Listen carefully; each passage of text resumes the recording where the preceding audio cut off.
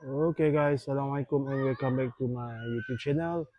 So, apa kabar korang? Aku doakan korang semua berada dalam keadaan sehat walafiat. Okay, baru-baru ni aku nak share dengan korang lah. Baru-baru ni kita punya PNB lah dah announce dividend untuk pelabur-pelabur dalam ASB lah. So, Alhamdulillah dividend yang di-announce pun sangat bagus for me. So dividen yang di-announce is 5.25% daripada capital yang korang ada lah. Sebagai contoh, kalau korang ada dalam sana ada 10,000 kah, kan akaun satu kita maksimum ada kalau ada maksimum 300,000. So kita perlu, kalau kita ada duit lebih kita boleh letakkan dalam 3 akaun lah. So 300, 300, 300. So kita ada 900,000 guys. So Alhamdulillah dividen yang di-announce kali ni sangat bagus for me. Memang aku sudah jangkakan dia punya return of dividend memang dalam dia punya ranging tu lah 3, 4, 5 macam tu lah. Sebab dia announce that kind of dividend, for sure 2023 is a recovery economy years lah after pandemic last time kan. So memang tough, memang mencabar. So Alhamdulillah ASB berjaya memberikan peluang yang bagi aku sangat-sangat bagus. So siapa nak bagi that kind of return kan? Susah kalau you join mana-mana investment dekat luar tu yang boleh memberikan dividen yang konsisten ya, setiap tahun ASB akan announce dividen. For me yang penting untung lah untuk orang yang ada di penyimpan dalam ASB tu secara monthly atau secara tahunan dan sebagainya. So korang akan dapat tuai hasil daripada disiplin korang dalam menyimpan dalam akaun SB tadi. Okay, after that announcement of the dividend, so for sure lah ramailah yang akan memberikan komen dan pendapat mengenai status dividend tersebut, sama ada is it worth to put more money inside there, and adakah ada instrumen pelaburan lain yang boleh memberikan pulangan yang higher kan. So macam biasalah kita sebagai orang opportunis mesti kita nak cari tempat instrumen pelaburan yang memberikan pulangan yang lebih lumayan kan. So terdapat banyaklah perdebatan and sharing dekat media sosial, dekat FB ke, dekat X ke dan sebagainya. So everyone giving their own opinion. So bagus sebenarnya. We have a lot of this kind of discussion. Sebab apa? Di sini kita nampak masyarakat kita lebih terdedah kepada skim pelaburan yang sah di sisi undang-undang. So benda ni you all don't worry, sebab ASB ni di bawah PNB. So segala urusan pelaburan korang insyaAllah akan dipantau sebaiknya oleh fund manager yang telah dilantik, and you all tak payah risau mengenai kena scam dan sebagainya, sebab confirm tak ada yang isu scam di ASB ni. Okay guys, dalam video ni aku nak share dengan korang mengenai perbezaan ASB dengan saham lah. Kalau korang melabur dekat saham, tak kisahlah dekat Bursa Malaysia ke ataupun bursa saham dekat seluruh dunia lah. Yang aku nak fokuskan dekat sini is Bursa Malaysia. So apakah perbezaan ASB dengan invest dekat saham Bursa Malaysia? So ramai juga yang membuat comparison. So, tapi bagi aku, in my personal opinion, the comparison of ASB and saham ni kurang sesuai lah. Sebab you mesti compare apple to apple kan. Sebab risikonya banyak lah. Dalam this video aku akan share dengan korang mengenai apakah perbezaan antara these two instrument of investment. Okay guys, perbezaan yang pertama sekali is harga unit. For sure harga unit lah. So kalau korang melabur di ASB, dia punya harga is fixed RM1 untuk satu unit. So korang tak payah risau dengan harga yang naik, ada harga yang turun dan sebagainya. Compare tu kalau korang membeli saham di Bursa Malaysia tu sendiri. Sebab apa? Sebab dalam Bursa Malaysia harga saham tertakluk pada performance company tersebut jugalah, and supply and demand for sure. Dekat Bursa Malaysia kita ada saham yang serendah 1 sen, even half sen pun ada. And ada satu saham lagi, saham yang paling bangsawan, harganya is 100 lebih lah. So saham company ni memang company yang sangat glamour lah, company yang kita selalu gunakan hari-hari, which is consumer product dan sebagainya guys. So you all tak payah risau mengenai harga seunit. Sebab apa? ASB cantik, harga dah maintain RM1 satu unit. Tapi saham ada harga 5 sen, 1 sen, and even yang paling bangsawan pun RM100 dan ke atas. So Dari segi harga pun dah jauh sangat beza tu guys. Okey, yang kedua is minimum pembelian lah ataupun minimum investment korang lah. So semua tahu ASB ni sangat-sangat practical, and for sure we all know that our government mewujudkan this kind of instrumen pelaburan sebab dia nak disiplinkan especially orang bumi putera lah dalam instrumen pelaburan, budaya mengumpul wang lah. Instead of korang letak duit korang dekat fixed deposit ke dalam bank-bank biasa kan. So government dah wujudkan this kind of instrument investment yang dijamin oleh kerajaan Malaysia. So dia dah tetapkan harga RM1.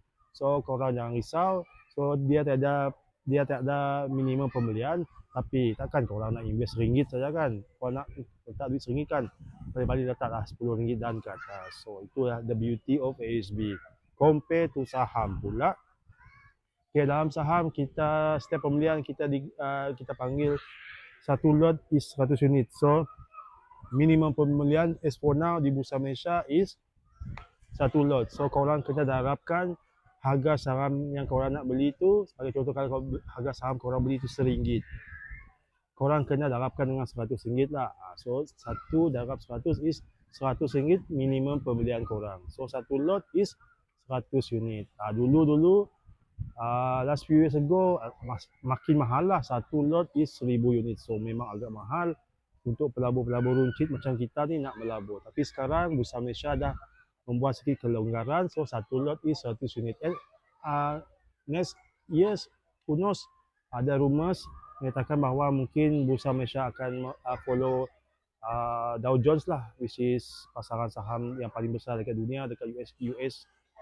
So dekat US sana, for your information, dia tak ada minimum pembelian lah is satu unit lah. So dia tak pakai satu lot. So lebih murah lah. So lebih mampu milik lah. So itulah perbezaan antara ASB dan saham. Dalam ASB tiada minimum pembelian, dan saham is satu lot bersamaan dengan 100 unit darab dengan harga saham orang yang nak invest. Thank you. Okay guys, faktor yang ketiga is dividend. So seperti kita semua sedia maklum, alhamdulillah ASB tak pernah tak memberikan dividen kepada para pelaburnya lah, kepada para pendeposit dalam ASB lah. So you all tak payah risau guys. Tak kisahlah ekonomi kita tengah terbang ke, ekonomi tengah fly ke, ekonomi tengah meleset ke, so far as for now ASB tak pernah mungkir janji dalam memberikan dividen kepada para pelabur. So you don't have to worry. You just park your money inside ASB and penuhkan 3 account yang ada tu and enjoy your profit. Tapi compare to saham, saham ni yang pelik sikit. Sebab apa? Tak semua company yang akan memberikan dividen kepada para investornya. Ada company-company yang murah tu for sure. What you assume kan, you beli company yang murah. Company yang murah, especially yang bawah 1 sen, dia takkan bagi dividen kepada para investor dia. Compare to company-company yang mahal lah. Company yang RM1 ke atas dan sebagainya. Even company yang bersen pun ada juga yang memberi, tapi agak susah juga yang dijumpa lah. So itulah yang paling penting, back to our decision making lah. We as a investor dekat Bursa Malaysia, kita kena, kalau korang is a long term investor, korang just nak makan dividend and makan capital gain, so korang carilah company yang memberikan dividend yang konsisten kepada investornya. So nak tak nak, you all kena belajar fundamental lah. Tengok past history, dividend history. So which company yang memberikan dividen yang banyak, dividen yang konsisten kepada para pelabur, mungkin korang boleh consider as a investor lah. Korang boleh invest dalam that kind of company. Okay guys, perbezaan yang keempat is cara deposit duit. So untuk ASB, seperti yang kita semua sedia maklum, last time few years ago kita terpaksa pergi ke counter, nak back in duit dan sebagainya. Tapi sekarang urusan tu lebih dipermudahkan dengan online transfer dan sebagainya. So everything sekarang di hujung jari. So sangat-sangatlah mudah. Compare to saham pula, saham ni agak complicated sedikit. First of all, kalau korang nak depo duit tu, korang kena transfer dulu ke account bank investment, bank yang korang pakai, account broker yang korang pakai tu. First korang kena pastikan account bank broker tu betul, sama ada korang masukkan ke dalam account Islamic ataupun account konvensional. So both are different lah. So benda ni korang kena pay attention lah kalau korang nak melabur dekat Bursa Malaysia. So lepas korang lepas korang depo duit tu, korang kena tunggu mungkin paling cepat pun mungkin dalam few minutes, broker akan update dengan korang yang duit korang dah dimasukkan and korang dah boleh buat pembelian saham. And ada broker juga yang akan text mungkin dalam 1 jam dan sebagainya. This one depends lah. Depends to the broker itself lah. How cepat they process the money so we can buy our share dekat Bursa Malaysia guys. So benda tu adalah different thing lah. So that's make again ASB the beauty thing is senang, simple. Just back in the money. So that's all. So you just relax lepas tu. Okay guys, point number 5 is cara pembelian lah, cara korang nak tambahkan pelaburan korang. Okay, ASB sangat straightforward and simple. Lepas korang deposit duit tadi, then korang just relax and enjoy the process. Korang just tunggu sampai hujung tahun. Korang penuhkan dulu korang punya account tadi. Okay, lepas dah penuh tu, okay, korang just relax lah, tunggu hujung tahun bulan Disember, akhir bulan Disember. So PNB akan buat announcement, so para pelabur akan mendapat discount of return dan sebagainya lah. Compare to sampai melabur dekat Bursa Malaysia ni. Kalau melabur dekat Bursa Malaysia ni, lepas korang depo duit tadi, lepas you all punya amount tadi yang korang depo tadi dah diupdatekan oleh broker, korang terpaksa key in order sendiri. Lepas tu, lepas korang study semua kan, korang kena key in sendiri. Sebab apa? Key in sendiri sebab kita nak kurangkan cost brokerage lah. Kalau korang boleh, kalau korang suruh broker key untuk korang, tapi mahal lah dia punya brokerage fees. So why you want to spend more kan? Benda boleh buat key in sendiri kan, semua pakai smartphone saja sekarang. Sekarang key in order pakai app saja, senang. You just key in order, sama ada you nak beli harga semasa tapi korang nak queue pada harga pembeli dan sebagainya.